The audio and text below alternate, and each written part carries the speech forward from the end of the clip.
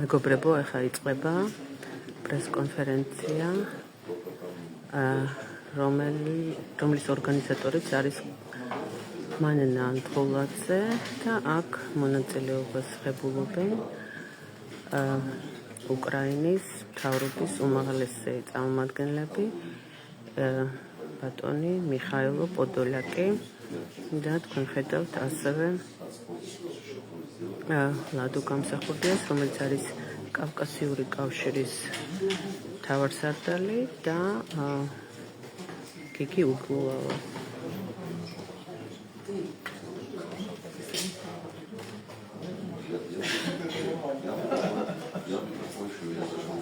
ხელმძღვანელი, კი ბატონო.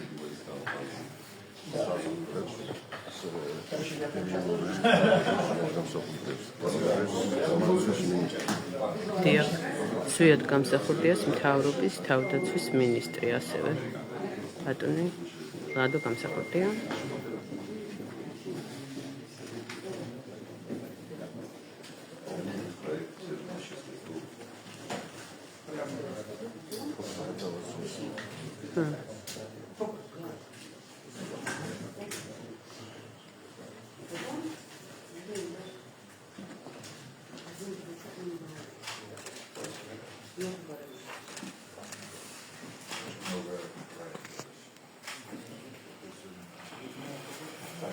Доброго дня, мене чути? Так. Радий вітати вас всіх сьогодні завжди тут. Дякую, що ви знайшли місце і можливість прийти саме сьогодні. Зараз переклад повинен автоматично зараз з'явитися. Кому потрібні девайси для перекладу, виглядають як наушники, це буде переклад з грузинської мови на українську, з української на російську мову. Ці девайси ще є організаторів, тому можна попросити, якщо хтось не буде чогось зробити. Так, ще раз дякую вам, що ви всі прийшли. У нас сьогодні незвичайна подія, надзвичайно нестандартна конференція, дискусія. Ми всі знаємо, що Грузія і Україна – це країни, це народи, які товаришують, дружать і є братськими народами. Якщо ви знаєте, що відповідно до стратегії національної безпеки України від 2020 року і відповідно до зовнішньополітичної стратегії від 2021 року України, Грузія є стратегічним партнером України. Але ми бачимо ситуацію, яка наразі відбувається в світі, ми бачимо ситуацію, яка відбувається в Грузії. І нещодавно у своєму виступі президент України Володимир Зеленський наприкінці вересня цього року в Генасамблеї ООН зазначив, що Грузія, що Європа втратила Грузію, про те, що права людини, демократична сутність державної системи, вона деградує, і про те, що Грузія знаходиться під контролем або під впливом Російської Федерації. Сьогодні ми зібралися для того, щоб обговорити питання стосовно Михайла Саакашвілі, стосовно третього президента Грузії, який є громадянином України, і обговорити ситуацію щодо політичних подій, політичних виявів, які зараз відбуваються в Грузії. Сьогодні я дякую нашим паналістам за те, що знайшли можливість і прийшли. Організація проводиться за сприянням Українського центру миробудівництва, безпосередньо керівником якого я є, а також завдяки нашим грузинським партнерам, це громадський рух за звільнення Михайла Саакашвілі і в особі представника в Україні Манані Анхладзе. Я дякую і передаю слово Манані Анхладзе. Ბატონო, მოგესალმებით. პირველ რიგში დიდი მადლობა მინდა გადაგიხადოთ მოგზაურობისთვის. პირველ რიგში დიდი მადლობა ბატონ მიხაილ პოდოლაკს და ყველა სტუმარს. ასევე ძალიან დიდი მადლობა მინდა გადავხადოთ საქართველოსთან ჩვენს წარმომადგენლებს და ძალიან მოკლედ მინდა დავიწყო.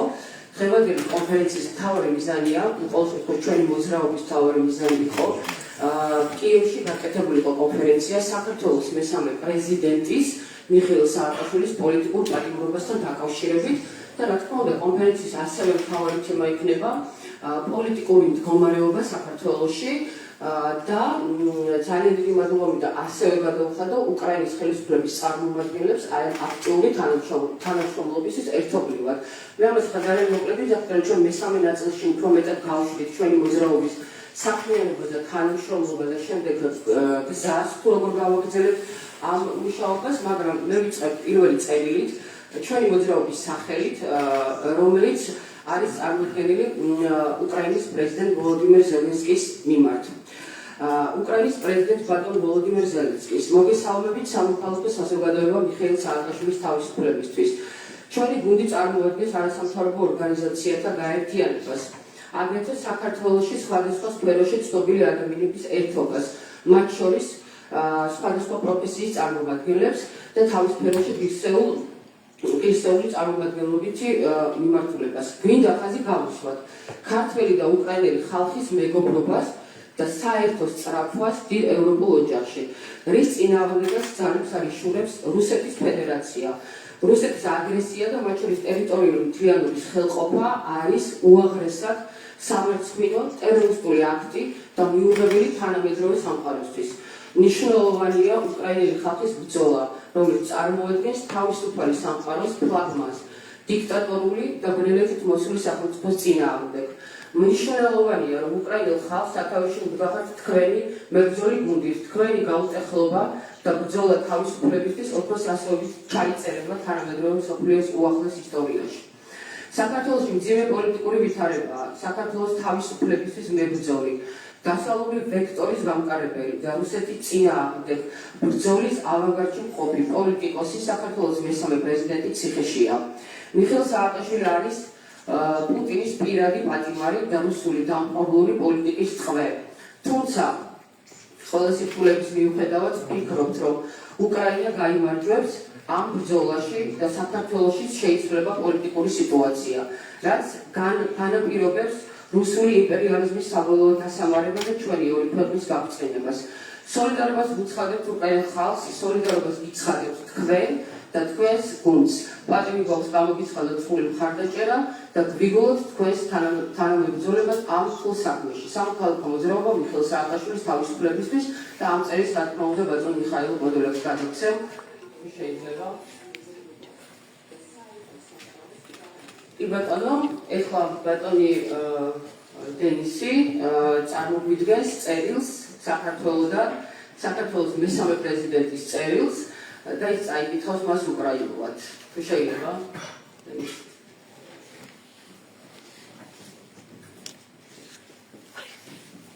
Михайло Саакашвілі знайшов можливість особисто написати листа і надіслати нам, щоб ми могли зачитати всім присутнім.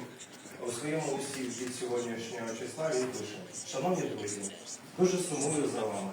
Моє серце залишилося в Києві. У кожну мить мені сниться саме Україна. Починаю ранок новинами з України. Як громадянин і патріот України дуже страждаю, що не можу бути поруч з вами і повноцінно боротися. Запевняю вас, що ні отруєння, ні тортури, ні несправедливість не зламали мій дух. Дякую, що ви теж про мене не забуваєте. Я щиро вдячний Михайлу Подоляку, Вадиму Глайчуку та іншим посадовим особам, які допомагають висловлювати свою солідарність. Я фактично впевнений, що ми обов'язково переможемо, і я повернуся додому, зможу вас особисто обняти і подякувати вам. Михайло Саакашвілі.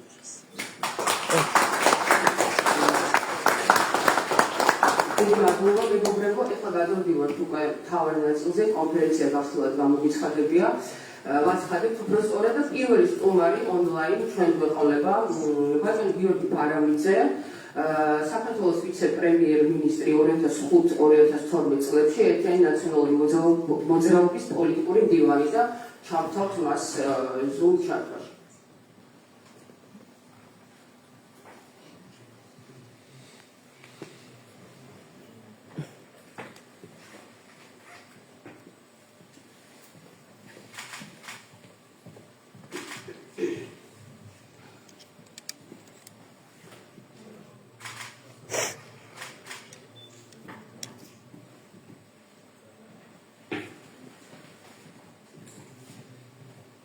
Я ще раз продублюю. Ми просимо Георгія Барамідзе включитися онлайн і почати вже говорити. Можливо, там треба нажати кнопочку, щоб вас можна було почути.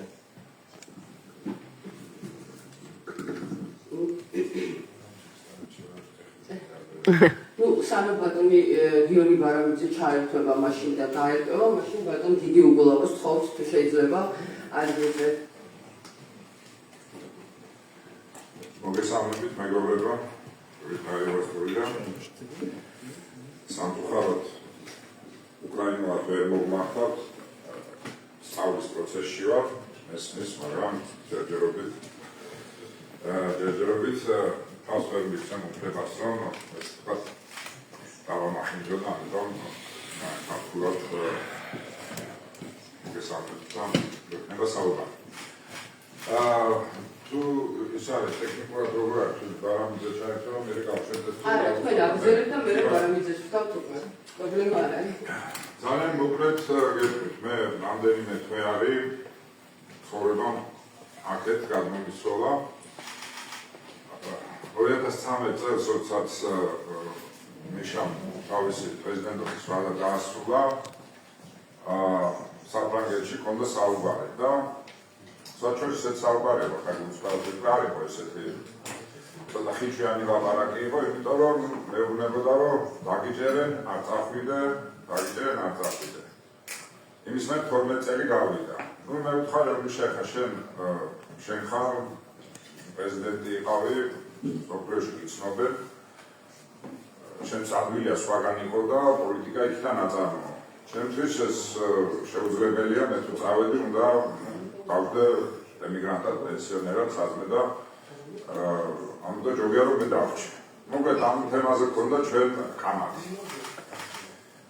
მე გავიდა 12 წელი ამის მერე და ისე აღმოჩნდა რომ იმის მერე მე 5 ჯერ დამაკავეს საქართველოში დაჭერების რაოდენობით მე რეკორდი ხუმრობ ხოლმე რომ ძერხასანზე მეტი პატიმრობა მაქვს შემიძლია კულტურულ კარიერასაც მივუყო, მაგრამ რამე რო იყოს, ხო, თუ სხვა ალტერნატივა აღარ დათხოვა იმან ივანიშვილის რეჟიმმა. მაგრამ ისე აღმოჩნდა, რომ ეხლა მე წამოვედი 25 წელს ემიგრაციაში, მაგრამ პრობლემა ამაში არ არის, ჩემთვის მართლა ადამიანური კატასტროფა იყო, როდესაც 21 წელს მიშა დათხოვებული, სპორტულ დადებული დავინახე ტელევიზორში.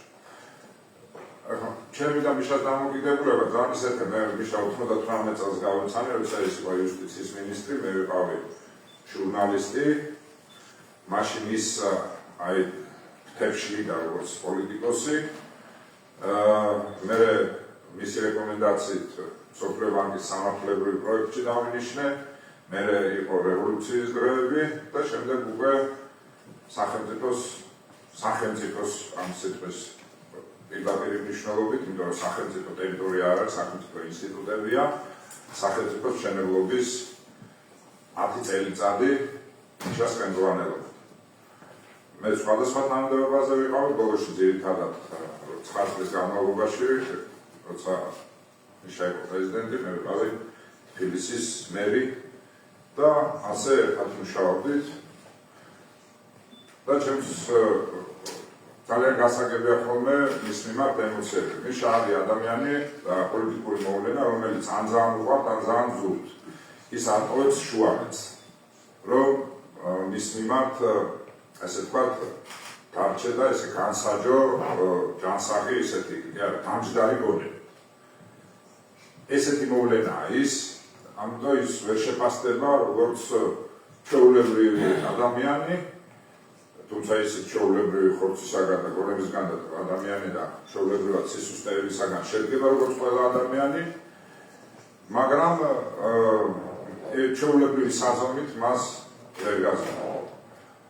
აი 21 წელი ჩემთვის მართლა უსამართლობის მწვერვალი იყო ქართული სახელმწიფოს უსამართლობის, როდესაც ის ჩამოვიდა და მე რამდენიმე თვით ადრე მანამდე ვნახე ის აქ და როდესაც საუბარი იწყებოდა საქართველოზე მთელი ეს პერიოდი 10 წელი და სანამ ის აქეთ იყო წამოსული ეს ტკივილი რომ უნდა ჩავიდე აგერ მიშა ბატურიმეს ყველაზე კარგად იცის მთელი ეს პერიოდი მასთან ერთად იყო ეს ტკივილი მას მუდმივად ფანტაზდება ამიტომ მე არასდროს იმ კონსპირაციაში არ შევალ ვინ ჩაიყვანა ვინ არ ჩაიყვანა რატო ჩაიყვანეს ვინ არ დახვდა როგორ დახვდა ამას არ აქვს მნიშვნელობა ის საკუთარმა თავმა საკუთარმა სულმა და საკუთარმა გონებამ ჩაიყვანა იმიტომ რომ მას მანერად არ შეეძლო შეგიძლია ელაპარაკო რომ როგორი იყო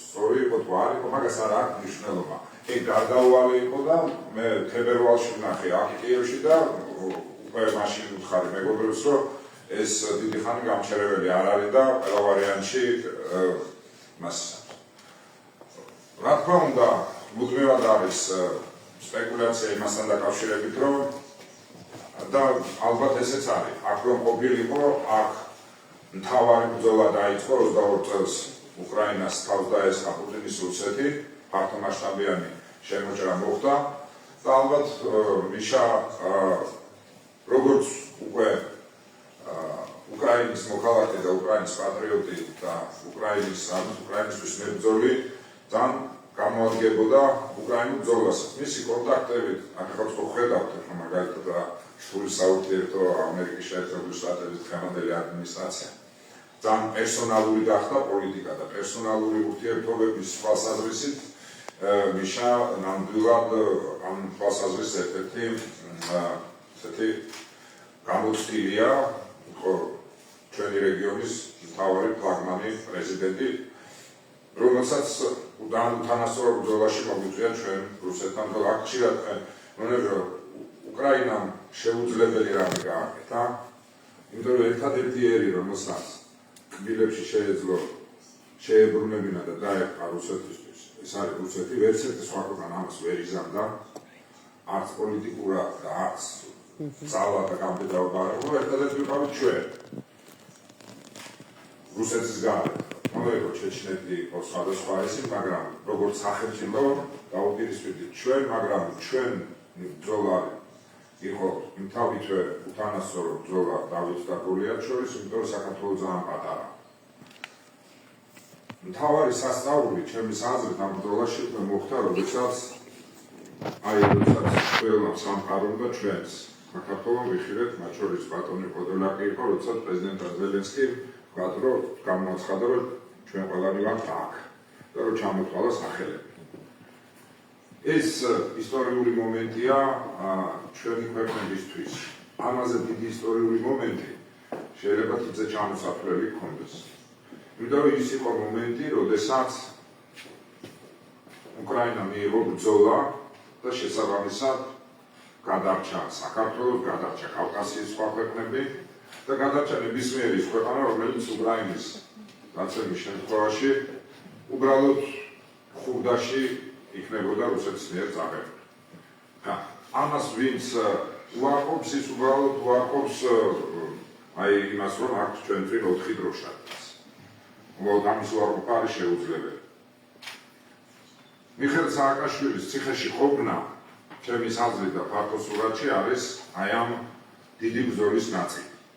როდესაც გავა დრო და ეს ბრძოლა ახლა არის შუაში და ეს ბრძოლა ყველა შემთხვევაში საბოლოო ჯამში აი ხშირად მე როდესაც კამათობ ხოლმე რუს ოპოზიციონერებთან ხო რომელსაც გულწრფელად ზუსტ ეს რეჟიმი რაც ეს არის გულწრფელად არ უნდა ეს ომი რაც მიდის მაგრამ არის საბოლოო ჯამში ჩვენ მათთან მაინც ტაქტიკური ერთობა გვაქვს და არა სტრატეგიული.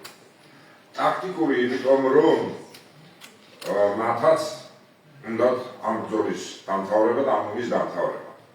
მათაც ცხვენიათ იმის რაც ხდება, მაგრამ ჩვენ ხო ყველა კარგად ვიცით რომ თუ რუსეთი ინფორმირდა იმ შინაარსით დარჩა როგორი აქამდე იყო 20-30 წელიწადი შემდეგ წელზე წავიდა ზუსტად იგივე მოხდა და არც ერთი რუსი პოლიტიკოსი იმაზე წამომცველი რომ საღად შეხედოს რომ პრობლემა რუსეთის სახელმწიფოშია მის ფორმაში და ზომაში და შინაარსში ამიტომ ჩვენი ყველა სტრატეგიული საბოლოო ჯამში ამოცანა არის რომ ბრძოლა გადავიდეს იქ მე არ გულისხმობ მხოლოდ ფიზიკურ ბრძოლას ბრძოლაში გულისხმობა ის რომ როგორც ვიღაცა შეიძლება ეს გონია რაღაც ფანტასმაგორია მაგრამ 90 წელს ჩვენ თვალწინ დაიშალა პირველი გაფრთხილა მოხდა ამ იმპერიას და ჩვენ თვალწინ დაიშალა და ეს მოხდა შესაბამისად ეს მოხდება აუცილებლად და სხვა უბრალოდ ჩვენი სტრატეგიული ამოცანა ეს შეიძლება იყოს ამიტომ პრობლემა არც რუსულ ენაშია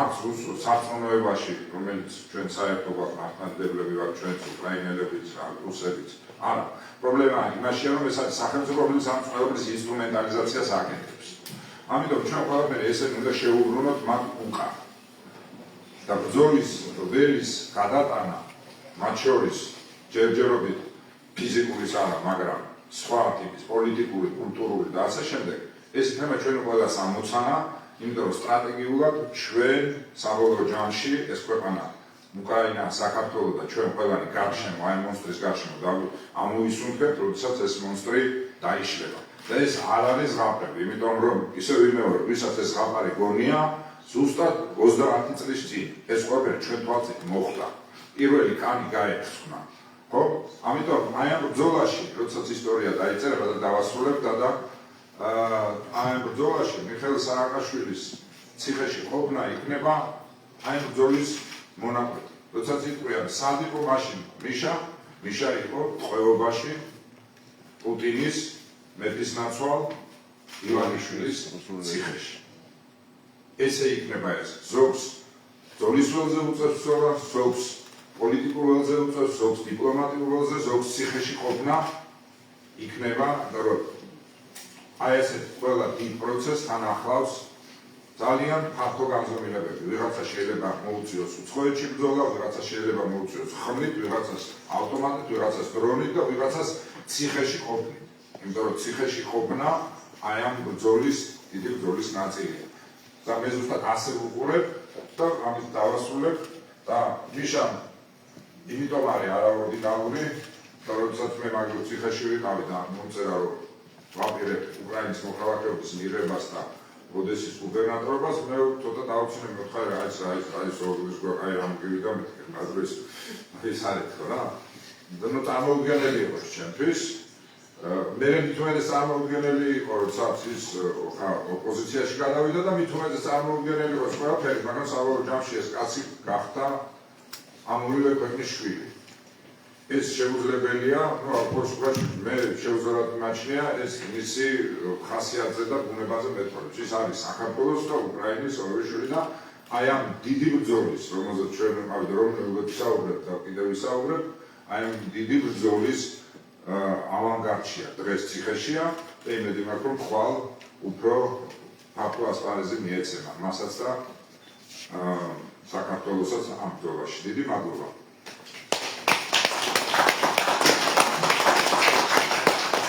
დიდი მადლობა, ბატონი გიორგი, ეხლა უკვე გვეთქვება ბატონი გიორგი ბარამიძე, საქართველოს ვიცე-პრემიერ-მინისტრი 2005-2012 წლებში. ერთიანი ნაციონალური მოძრაობის პოლიტიკური მდივანი. მოგესალმებით, გესმით რა იმედია ხო? დიახ. მოგესალმებით, მე დავიწყებ ტრადიციული მისალმებით, სლავა უკრაინე. ჩვენთვის ქართველებისთვის უკრაინის გამარჯვება არის საქართველოს გამარჯვება. ძალიან დიდი პატივია ჩემთვის ამ კონფერენციაზე, რომლის ორგანიზებისთვის მინდა ყველა ორგანიზატორს მადლობა გადავუხადო, წარმოვადგინო საქართველოში მიხეილ სააკაშვილის გუნდი ერთიანი ნაციონალური მოძრაობა, რომელიც იყო და არის ავანგარდში საქართველოს თანამედროვე ქართულ დემოკრატიულ ევროპულ სახელმწიფოდ ჩამოყალიბებისთვის ბრძოლაში, ისე როგორც სამოხაროების გამოყოფილი ნაწილია რუსეთის იმპერიალიზმთან ბრძოლაში. და უკვე აღინიშნა ის მიერ, რომ ქართველებთან ერთად უკრაინამ გადაიდა და ალბათ ჩვენ თუ მოვახერხებდით ამას, რომ წინააღმდეგ მიხეილ სააკაშვილის ლიდერობით მაშინ 2008 წელს რუსეთის აგრესიას და დღემდე ეს აგრესია საქართველოს წინააღმდეგ გრძელდება უბრალოდ სხვა ფორმით, როდესაც პუტინმა ნახა, რომ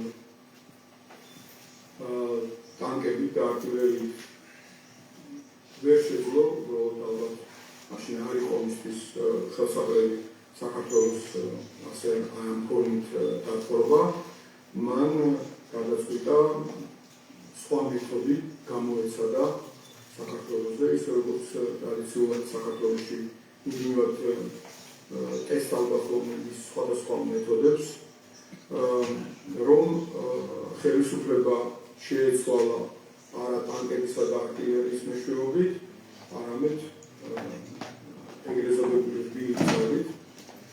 რის მცდელობას მას სხვადასხვა სამხედრო ჰქონდა 2007 წელს და ვერ გამოუჩნდა, მაშინ პუტინი დაუკავშირდა ორგანიზებულ კრიმინალურ ჯგუფებს საქართველოში და ოლიგარქიულ ჯგუფებს, რომლებმაც მოაწყვეს გადატრიალების მცდელობა, მაგრამ არ გამოვიდა. შემდეგ იყო 2008 წლის აგრესია და როდესაც მან დაინახა ეს მუშაჩებული ქართული საზოგადოება, მობილიზება მოახდინა მიხეილ სააკაშვილმა, მობილიზებული ქართული ჯარი, ისე როგორც საერთაშორისო ჩვენ პარტნიორები, ერთგული მეგობრები, მან როგორც აღნიშნე, გადაწყვიტა სხვა მეთოდი გამოიყენებია. იქით 2012 წლის არჩევნებამდე, როდის არის საქართველოში არჩევნებიო, ეს ყველასთვის ცნობილი ფაქტია, ჟურნალისტს კითხა. ჩაატარეს 2012 წლის 1 ოქტომბერს ჩაატარეს ეს რბილი ძალის სპეცოპერაცია, საინფორმაციო ფსიქოლოგიური სპეცოპერაცია, როგორც უწოდებენ იფსო, და მოიყვანეს ხელისუფლებაში ადამიანი, ოლიგარქი, ქართული სახელით, მაგრამ რუსი ოლიგარქი, რომელსაც ყველანაირი პირობა შეუქმნეს, რომ მისი რესურსები გამოეტანა რუსეთიდან დამყარების გარეშე, სწორედ იმ მიზნით, რომ მას მოეხდინა ეს სპეცოპერაცია რუსეთის დავალებით და პუტინის დავალებით და შესაბამისად დაეწყო საქართველოს ჩამოცილება დასავლური სამყაროსგან, საქართველოს იზოლაცია დასავლეთისგან და მოეხდინა საქართველოს დაბრუნება რუსეთის ექსკლუზიური გავლენის ორბიტაზე. აი ამ ბოლო წლებში, განსაკუთრებით პრეზიდენტ სააკაშვილის დაპატიმრების შემდეგ, ეს პოლიტიკა უფრო და უფრო ინტენსიური გახდა. ჩვენ ეს ვიცოდით იმთავრდე, რომ ეს მიზანი ჰქონდა, ამას ვამბობდით, სამწუხაროდ ქართული საზოგადოების დიდ განმარტებამ მაშინ ეს არ დაიჯერა, ისე როგორც არ დაიჯერა ჩვენმა დასავლეთელმა ბევრმა მეგობრებმა ევროკავშირში, ამერიკის შეერთებულ შტატებში, ბრიტანეთში, სხვაგან, ნატოში, ევროკავშირში. მაგრამ ახლა ვფიქრობ, განსაკუთრებით უკრაინის წინააღმდეგ რუსეთის აგრესიის, მასშტაბიანი აგრესიის შემდგომ, ეს აგრესია 2014 წელს დაიწყო, მაგრამ 22 წლის შემდეგ გახდა უფრო და უფრო მკაფიო ნათელი და საქართველოში ეს პოლიტიკა, პუტინის პოლიტიკა, აიხლა უფრო მკაფიო და ხვალსაჩინო გახდა ქართული საზოგადოებისთვის, ისე როგორც ჩვენი დასავლეთელი მეგობრებისთვის, რომ არის სწორედ ის, რაც ზემოთ მოგახსენეთ, რომ საქართველოს ჩამოაცილოს ჩვენს დასავლეთელ მეგობრებს, ევროკავშირს, ნატოს, ჩახერგოს ეს გზა და დააბრუნოს საქართველოს რუსეთის ექსკლუზიური გავლენის ორბიტაზე. დღეს მართლაც ასე არის და პრეზიდენტ სააკაშვილის პატიმრობა ეს ამის სიმბოლური გამოხატულებაა, რომ დღეს საქართველოს დე-ფაქტო უკანონო ხელისუფლება მეგობრობს ჩინეთის კომპარტიასთან, მეგობრობს ხამასთან, მეგობრობს აიათოლებთან და საქართველოს რეალურად გაემსგავსა პუტინის, ლუკაშენკოს და კადიროვის მმართველობით მოქმედ ამ სტრუქტურას, რუსეთს, ბელორუსს და ჩეჩნეთს. ორი სიტყვით, რადგან დრო შეზღუდულობს, ვიტყვი, რომ ასევე გასაკვირი არ არის, რომ ივანიშვილის რეჟიმი გადავიდა პირდაპირ ნაციონალური მოძრაობის და სხვა პოლიტიკური პარტიების გაუქმების, იურიდიულად გაუქმების ეტაპზე, რასაც იმუქრებოდა ჯერ კიდევ 2012 წლის ბოლოდან. ახლა ჩვენ მოყოფებით ამ სტადიაზე, საკონსტიტუციო სასამართლოში შეტანილია, რომელიც ჯიბის სასამართლოა რეალურად, ისე როგორც სხვა სასამართლოები შეტანილია საარჩევნი, იმ მოტივით, რომ თითქოს ნაციონალური მოძრაობა, мысалы სააკაშვილის ლიდერობით რაღაცას ანტისახელმწიფოებრივს აკეთებდა და მათთვის ანტისახელმწიფოებრივი არის ყველაფერი, რაც კი უკავშირდება თანამედროვე ქართული სახელმწიფოს შემოქმედებას, ასე აკეთებდა მიხეილ სააკაშვილი. მათთვის ანტისახელმწიფოებრივია, რომ 2008 წელს პრეზიდენტმა სააკაშვილმა გადაიდა და მისი მეთაურობით ქართულმა სახელმწიფომ წინააღმდეგობა გაუწია რაშისტულ რუსეთის ფედერაციას და ჩვენ არ დავუწევთ ჩვენი ქვეყანა, ჩვენ არ დავუძვით და საქართველოს ვერ დაიწყო რუსეთმა, როგორც ეს თავის დროზე 1921 წელს ფედერალში გააკეთა და მოახერხა რუსეთმა. პათოლოგია ბოდიში შეზღუდული მას და შეიძლება რომ ამიტომ მე ვფიქრობ, რომ პრეზიდენტ სააკაშვილის ლიდერობით ნაციონალური მოძრაობა გააგრძელებს მის ბრძოლას, მიუხედავად იმისა, რა მიზნები აქვს ამ მოღალატე კრიმინალურ რეჟიმს, ივანიშვილის რეჟიმს. მიუხედავად ყველა დახმარებისა, ჩვენ ვაპირებთ, რომ გავაგრძელოთ ბრძოლა პრეზიდენტ სააკაშვილის გათავისუფლებისთვის, მადლობელები ვართ ჩვენი უკრაინელი მეგობრების, რომლებიც ყველაფერს აკეთებდნენ იმისათვის, რომ მაქსიმალური სოლიდარობა გამოხატოს პრეზიდენტ სააკაშვილის მიმართ, ხოლო ჩვენ აქ ვინც ვიმყოფებით საქართველოში, გავაგრძელებთ მშვიდობიან არაძალადობრივ, მაგრამ პრინციპულ ბრძოლას იმისათვის, რომ რაც შეიძლება მალე ჩვენი უკრაინელი მეგობრების ფრონტზე გამარჯვების კვალობაზე და ამის ფონზე საქართველოში მოვიცილოთ ეს პროპაგანდისტული რეჟიმი და საქართველოს მართლაც კვლავ გახდეს უკრაინის სტრატეგიული პარტნიორი. დიდი მადლობა ყველაფერს.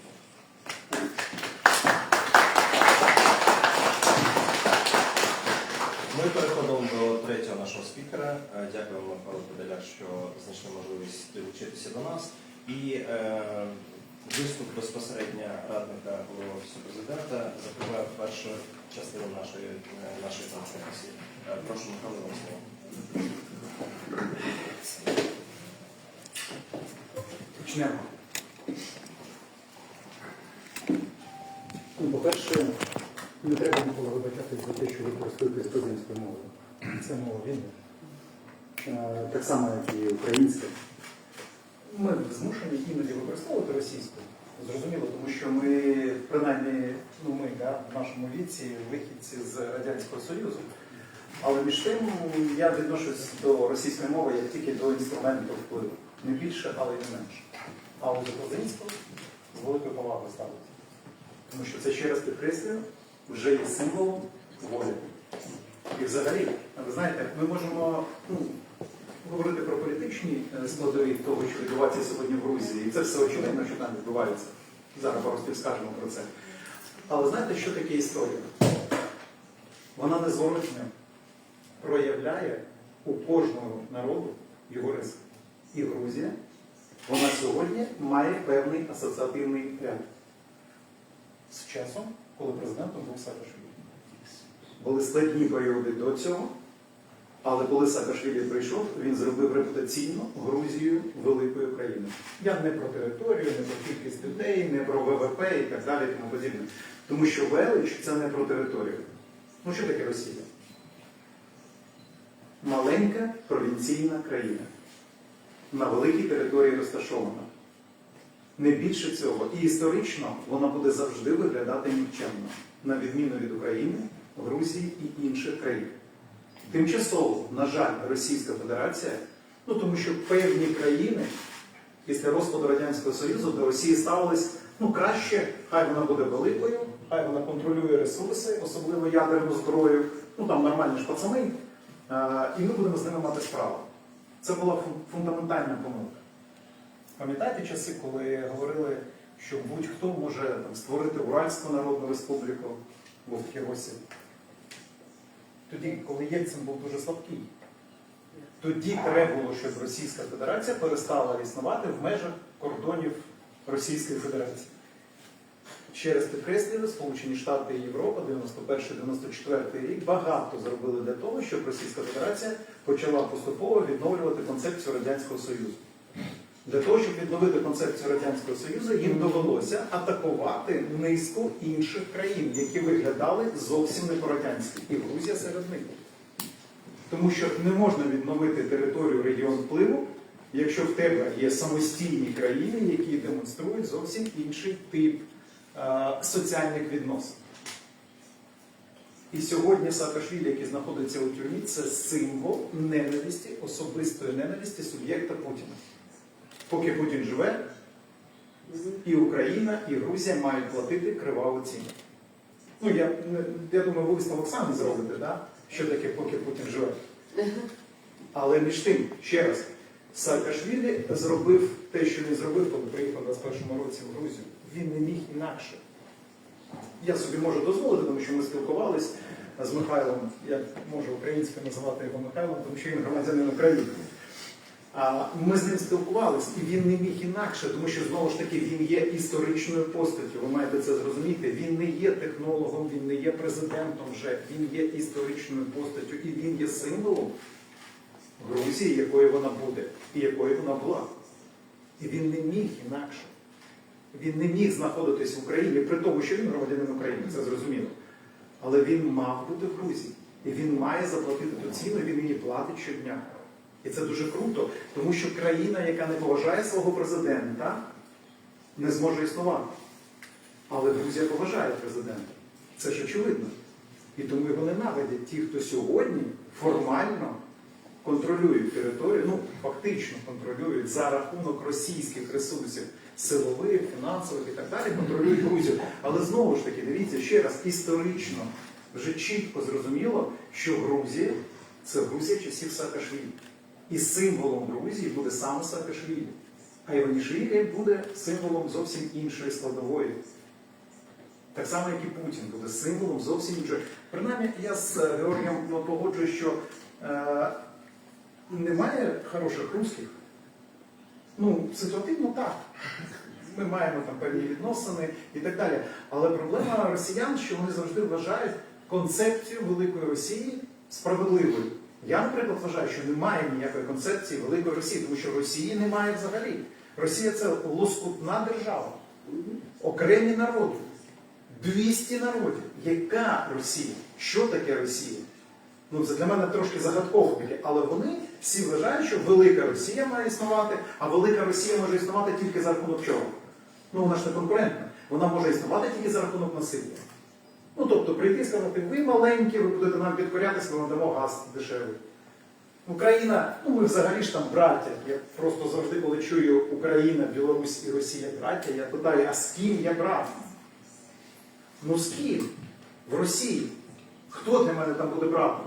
Те, що за часів Радянського Союзу ми були перемішані, так це ж була конкретна концепція, яка дозволяла частину території контролювати за рахунок створення сімей, правильно? Тобто ми присилаємо з Російської Федерації, захоплюємо територію, але захоплюємо територію не зброєю, а захоплюємо територію красивими дружинами чи красивими чоловіками.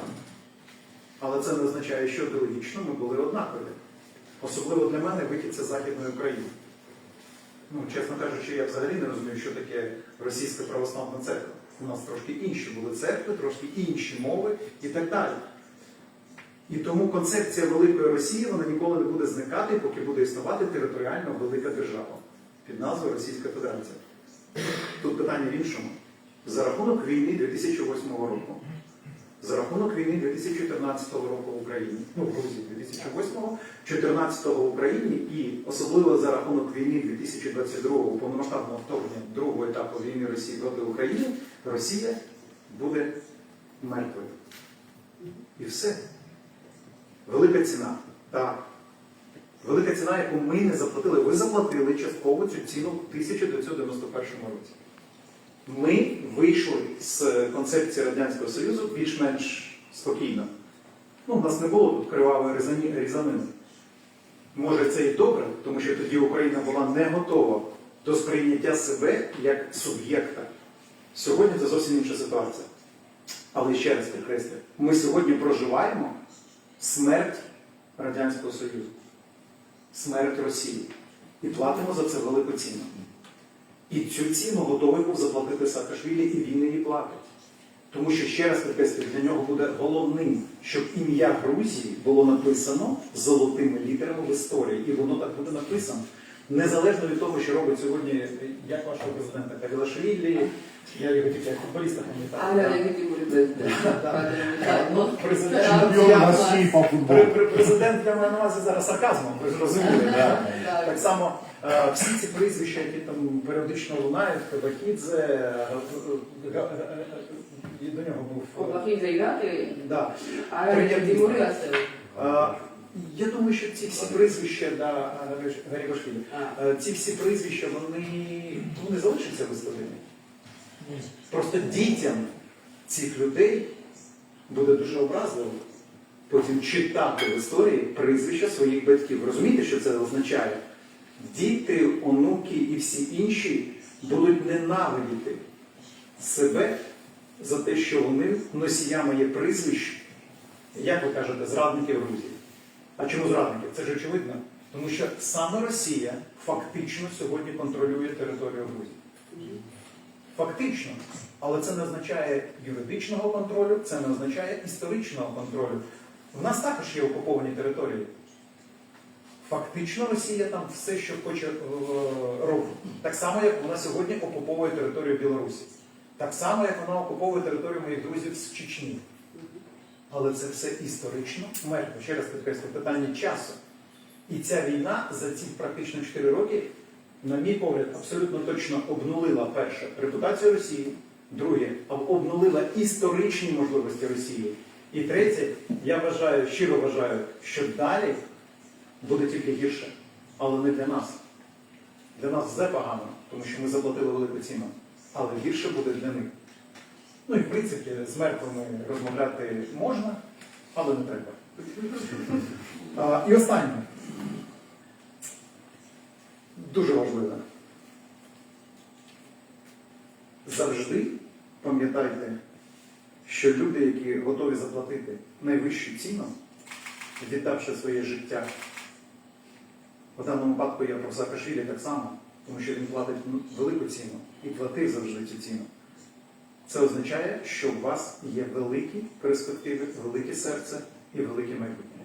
У Грузії, в Україні майбутнє є. У інших, на бувшому радянському просторі, щось складніше, а в декого майбутнього немає взагалі. І тому я думаю, що і Саакашвілі вийде з тюрми, і Іванішвілі зайде в тюрму. Так само, як і інші друзі, як це влади, да? Чи формально влади грузинської сьогодні, багато хто з них або зникне на території країни під назвою розкладаюча Російська Федерація, і ви там їх спокійно будете шукати, знаходити, повертати до себе і давати їм пожиттєві терміни. Головне не боятись по цьому шляху йти до кінця. Головне знати, що є люди, які готові цей шлях пройти. І головне знати, що є символ, заради якого це треба робити. А це і є пан Саакашвілі. Дякуємо.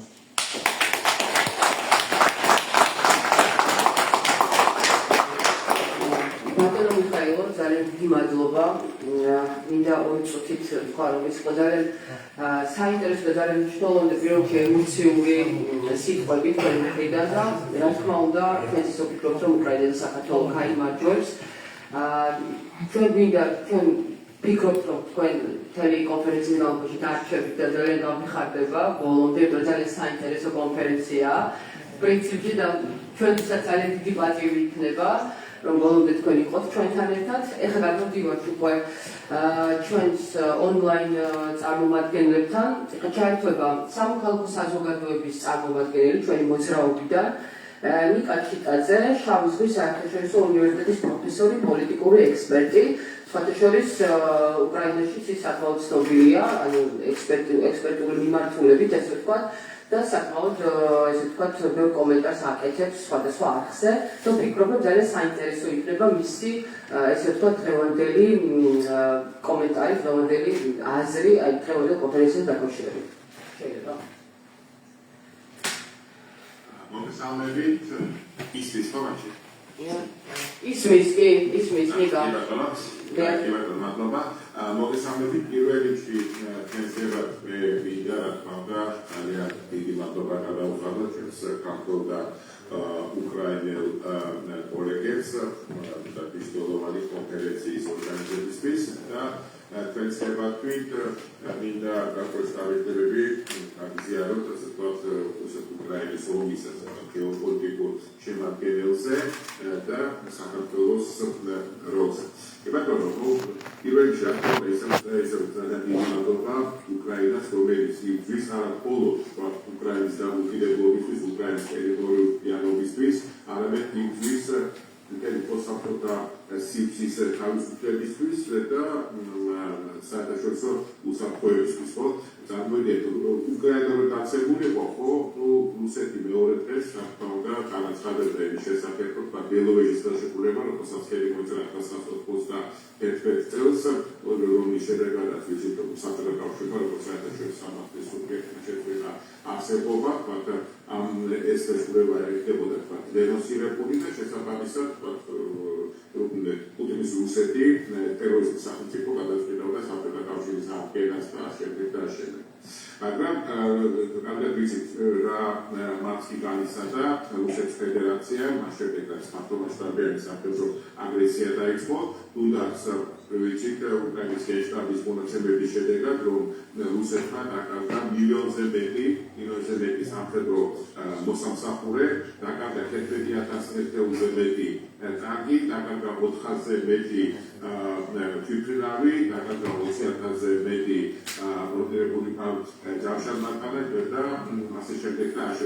უზარმაზარი არის 40-ზე მეტი საბრძოლოები და ასე შემდეგ. ანუ უზარმაზარია ჩვენში რუსეთის სამხედრო დანაკარგები.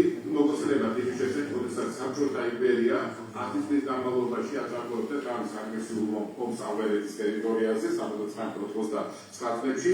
საბჭოთა კავშირმა იმ დროს დაკარგა 14,000 სამხედრო მოსამსახურე. დღეს უკვე საუბარია დაახლოებით მილიონ სამხედრო მოსამსახურეზე, რომელიც აგრესორმა სახელმწიფომ დაკარგა უკრაინის ტერიტორიაზე, სწორედ რომ უკრაინელი ხალხის გმირული ბრძოლის შედეგად. თუ რა შეეხება ასევე მოგესალმებით ეკონომიკურ მაჩვენებლებს, ვიცით რომ რუსეთის ბიუჯეტის 13%-ზე მეტი გამოიყოფა სწორედ რომ სამხედრო მიზნებისთვის, თუმცა აქაც რუსეთი ვერ აღწევს წარმატებას, ხო, 1000-ზე მეტი ესე იგი დასაქმებული პუნქტი განთავსებული უკრაინის გმირი მებრძოლების მიერ და გარდა ამისა, ესე იგი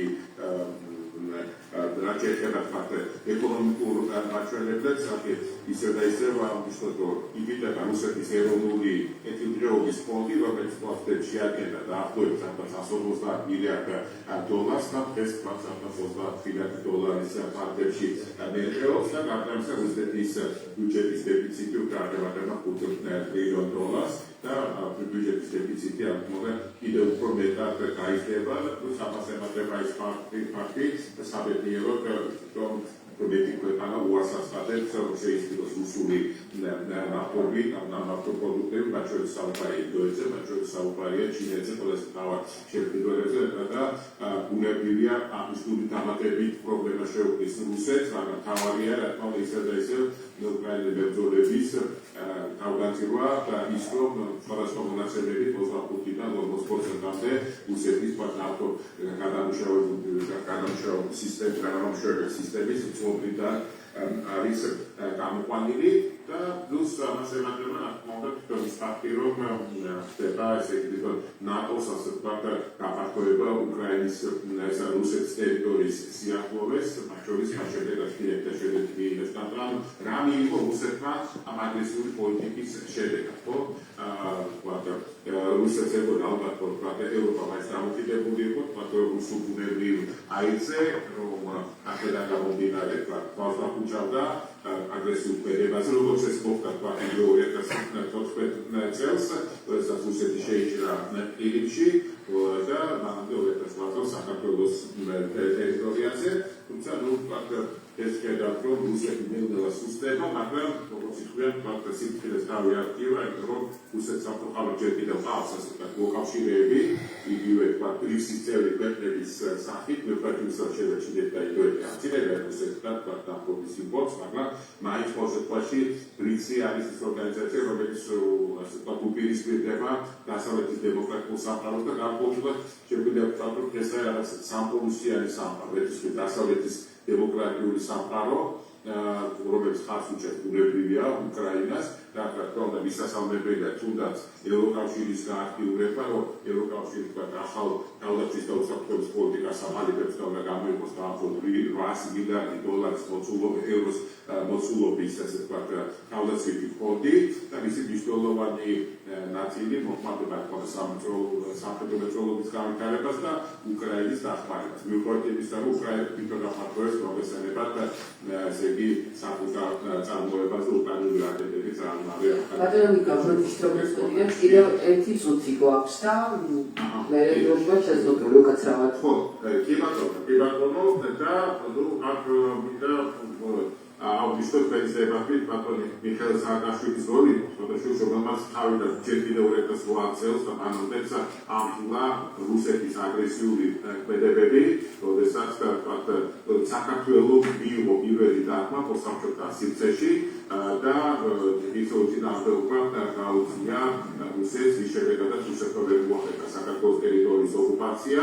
შემდგომში ვიცით რომ რუსეთმა მოახერხა არჩევნების 2012 წელს საინფორმაციო დეзинფორმაციის პროპაგანდის გავრცელებით ეს ვთქვათ პროსული ძალაბოლდა ხელისუფლების სათავეში თუმცა ეს ერთოდია რა ერთი წუთი მაქვს ხო ვიტყოდი რომ ძალიან მნიშვნელოვანია ბრძოლის ფარგლებში რომელიც ეს ქართული ხალხი აწამბებს საქართველოში იმიტომ რომ რუსეთი კარგავს ხო პოსტსაბჭოთა სივრცეში თავის გეოპოლიტიკურ გავლენას და მაქსიმალურად ეჭიდება ამ შემთხვევაში რა თქმა უნდა გაუჭერდა თქვა საქართველოს არ უნდა გაუშვას თქვა მაწუხები და ამიტომაც ეს ერთოდია ერთ მნიშვნელოვანი საკითხი რომელსაც სადაც ქართულმა საზოგადოებამ უნდა აიღოს პასუხისმგებლობა ის ადამიანები ვინც იბრძვიან დღეს თავისუფლების დემოკრატიის საქართველოს ევროპული მომავლის საინფორმაციო პოლიტიკის გატარება შეეხება საქართველოს მოსახლეობისთვის თუ რა გაკეთდა საქართველოში ვარდების რევოლუციის შემდგომ პერიოდში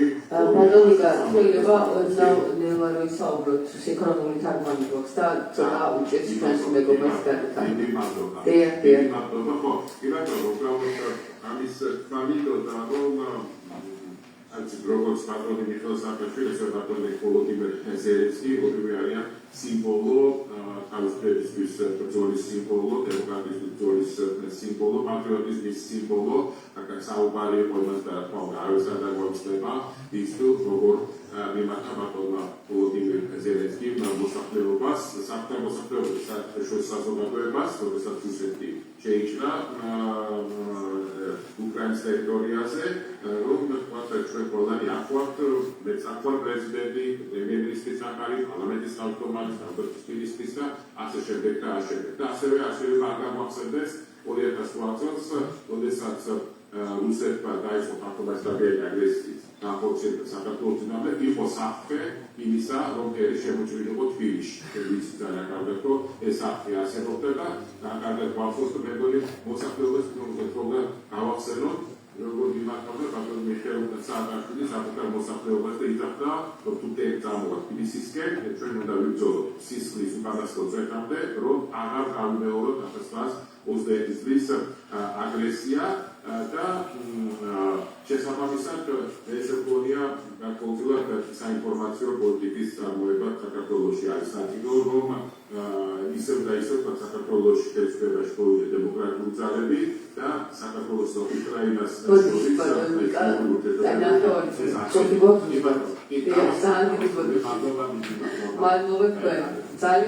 ძალიან დიდი მადლობა. ადამიანი და პროფესიონალი თავის მიმართულებით კიდევ ერთხელ დიდი მადლობა. ეხლა გვერდება ბატონი აკაკი ხუსკილაძე, ასევე ჩვენი მოძრაობის წარმომადგენელი, განათლების პროფესიული კავშირის ხელმძღვანელი და ასევე საარქივო ექსპერტი. ბატონი, თუ შეიძლება 5 წუთი გვაქვს დრო მოკლედ. კი, ისმის თქვენი ხო? მოგესალმებით ბატონებო და ქალბატონებო, პირველ რიგში მადლობა რომ საშუალება მომეცა ასეთ მნიშვნელოვან კონფერენციას დავსწრებოდი. მე გახლავართ არასამთავრობო ორგანიზაციის ხელმძღვანელი, აგრეთვე საარჩევნო ექსპერტი და 20 წლის პოლიტპატიმარი საქართველოში. მე როგორც დამოუკიდებელი ექსპერტი და დამოუკიდებელი ორგანიზაციის ხელმძღვანელი მინდა ხაზი გაუწვა, რომ ქართველი და უკრაინელი ხალხის მეგობრობას და საერთო სწრაფად დიდ ევროპულ ოჯახში რის წინააღმდეგად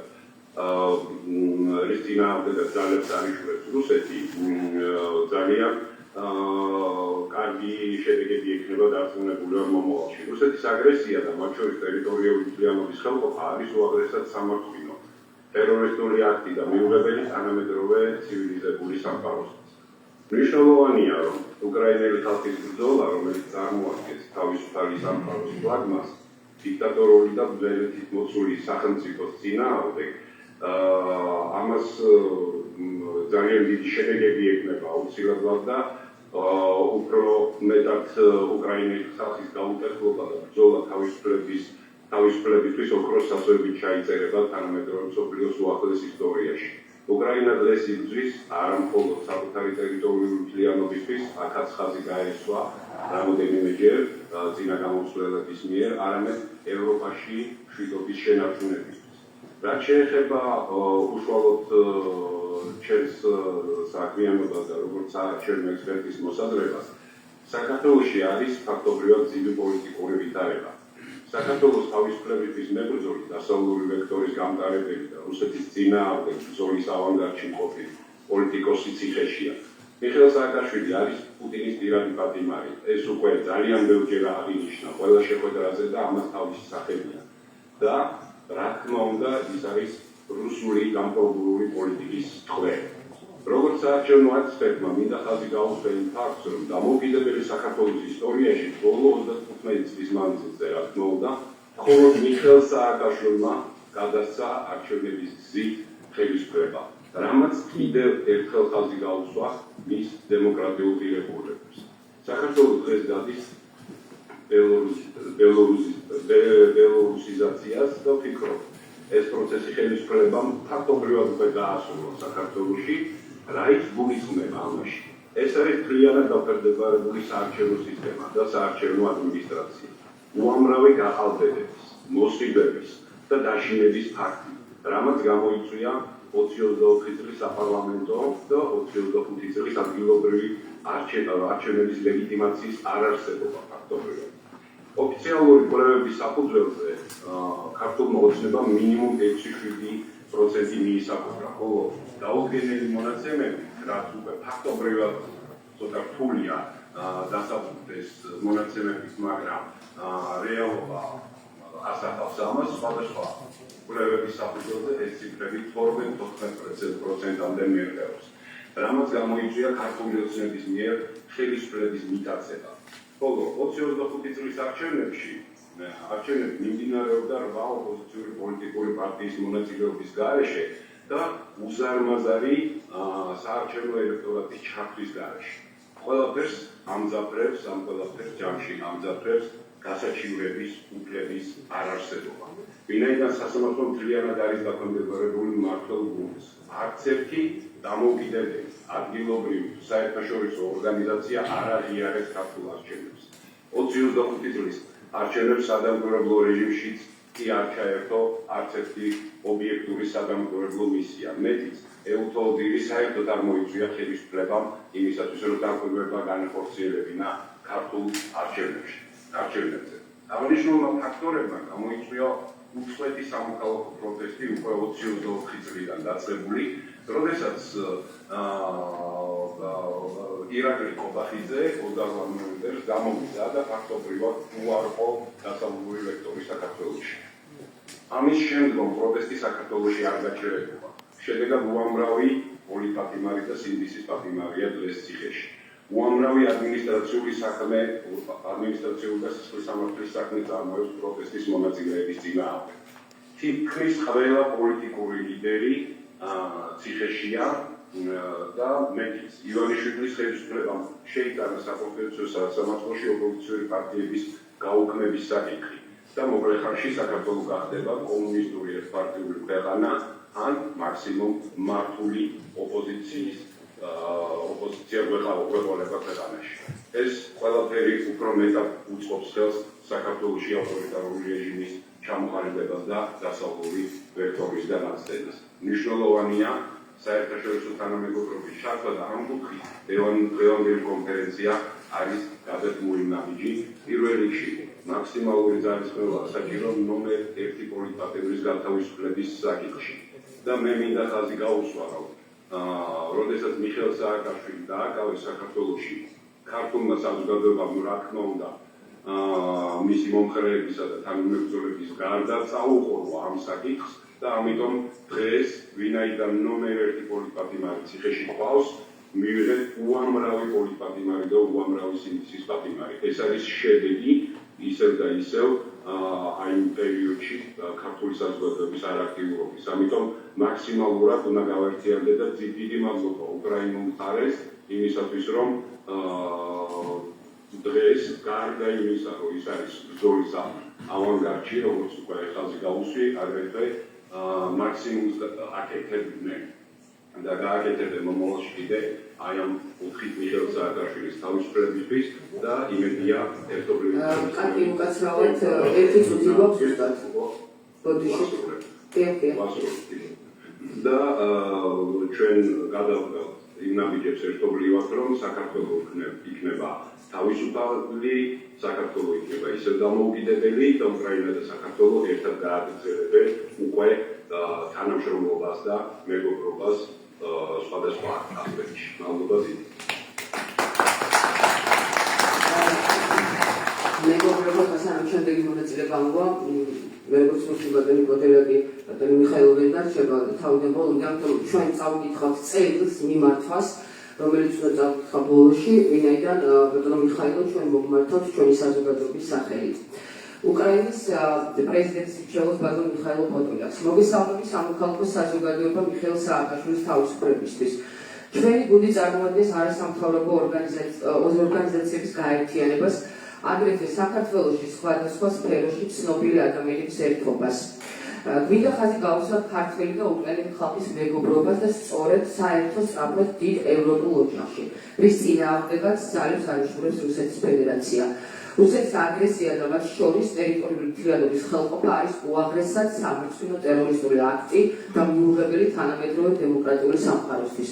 მნიშვნელოვანია უკრაინელი ხალხის ბრძოლა, რომელიც წარმოადგენს თავისუფალი სამყაროს ფლაგმანს დიქტატორული სახელმწიფოს წინააღმდეგ. საქართველოში მძიმე პოლიტიკური ვითარებაა, პოლიტიკური კრიზისი განსაკუთრებით გამძაფრდა 2024 წლის არჩევნების შემდეგ, როდესაც საქართველოს ხელისუფლებამ მთლიანად შეცვალა კურსი და დაუპირისპირდა ევროპის ქვეყნებს, რომლებიც წლების განმავლობაში მხარს უჭერენ საქართველოს ტერიტორიულ მთლიანობას, სუვერენიტეტს და მხარდაჭერას უცხადებდნენ ევროკავშირის გზაზე.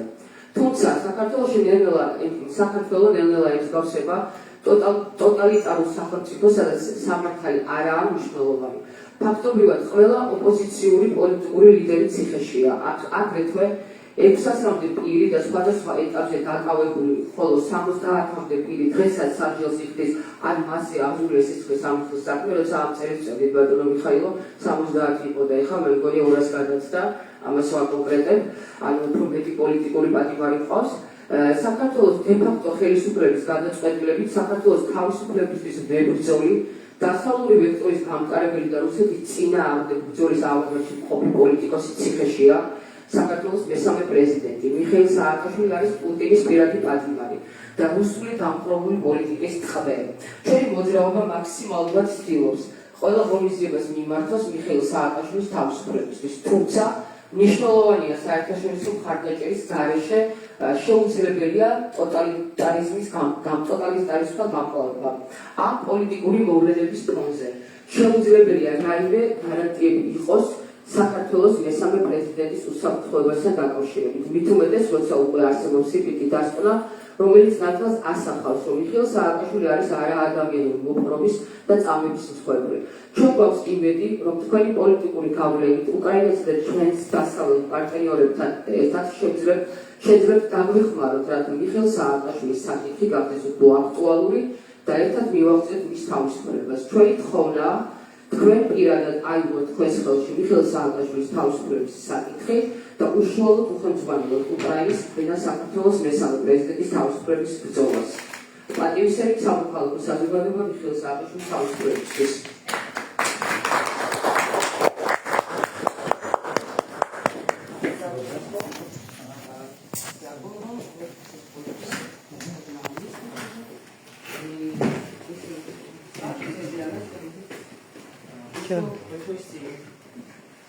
Скажу, конечно.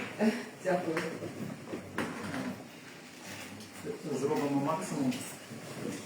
Саакашвілі заберемо обов'язково. Але другий максимум обов'язково проведемо конференцію в Тбілісі.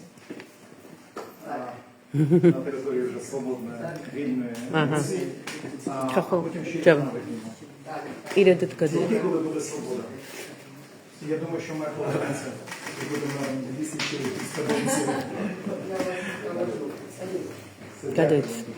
Пан Михайло, а диаспора тоже. Пардон, Михайло, спрашиваю, президент Зеленский. А если Россия и Франция, мы Саакашвили чаку амтыш. Я буду. И он решил режим танека. И в этом правда. Так. Он говорит, что которые очень хорошо повели себя. Ага, я бачу, да. Ага. И в этом. Так. Дякую. Слава Україні! Так, а ми продовжуємо далі конференцію. Сідайте, будь ласка. Ми продовжуємо нашу конференцію. Переходимо до наступного нашого спікера. Це Акакій Коболадзе, експерт з політичних питань, представник громадського руху за звільнення Михайла Саакашвілі. Прошу включатися. მოგესალმებით.